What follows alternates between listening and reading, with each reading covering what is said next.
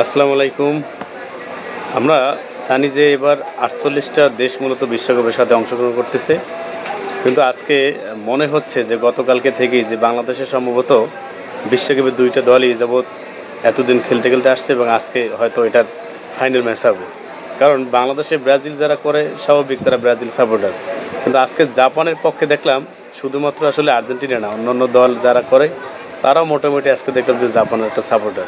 এর কারণ হচ্ছে আর্জেন্টিনা থাকবে আর অর্থাৎ ব্রাজিল যাতে হেরে যায় এবং মোটামুটি তারা একটা কাপ নিশ্চিত করবে, এই সে বিষয়।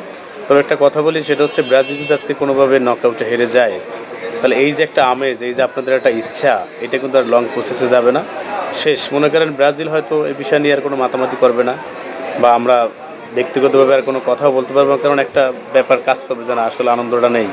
কিন্তু আপনারা যারা খেলা দেখতেছেন বা একটু মোটামুটি জেতার পর একটা আনন্দ উল্লাস করতেছেন, দু একটা পোস্ট করতেছেন ফেসবুকে, একটু খোঁচা মারতেছেন, এই ব্যাপারটা তখন কাদের সাথে করবেন? কারণ আমাদের তো আসলে কোনো রেসপন্স থাকবে না।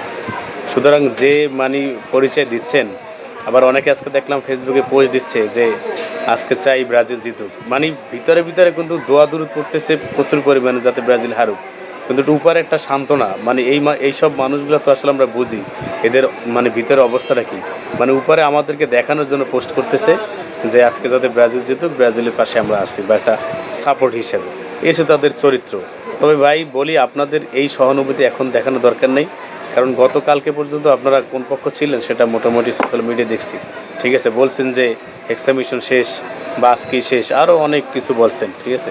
তো আপনাদের দরকার নেই। ব্রাজিল আজকের তো আসলে দল না, সেই পুরানো আমলে অনেক বড় বড় মনে করেন দল ট্যাকেল করে কিন্তু 5টা কাপ নিছে। কারণ আমরা তো আসলে ওই পরিমাণ বয়সও পাইনি, কিন্তু বিভিন্ন ইতিহাসে যদি ঘাটাঘাটি করে দেখি সেক্ষেত্রে দেখা যায় যে আমরা যখন টপে ছিলাম তখন 11তম 12তম 13তম পজিশনে ছিলেন। এই যে আপনারা ছোটোখাটো যে কাপের কথা বলেন, সেই কাপগুলোই পজিশন ছিলেন না, 10এও ছিলেন না, ঠিক আছে। তো সেই সময় কিন্তু ব্রাজিল কাপ নিছে। বরং ব্রাজিল এখনও কিন্তু ওই পর্যায়ে নেই যে জাপানের কাছে হেরে যাওয়ার একটা পসিবিলিটি থাকে। তারপরও ভাগ্যের একটা ব্যাপার হতে পারে, কারণ সব দলই তো চাইবে জিতবে। তবে আমি নিজের জায়গা থেকে বলতেছি একজন ব্রাজিল ফ্যান হিসেবে, আপনাদের মতো মানুষের সাপোর্ট বা সহযোগিতা বা এই যে সহানুভূতি দেখান, এগুলো কোনো প্রয়োজন নেই। আপনাদের যে চরিত্র, সেই চরিত্র বজায় রাখেন।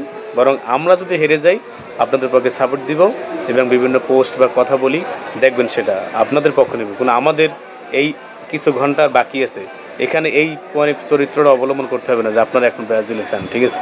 আপনারা যে দূরত করছেন গত কয়েকদিন যাব, এটা চলমান রাখেন, দেখেন কোন পথে হয়।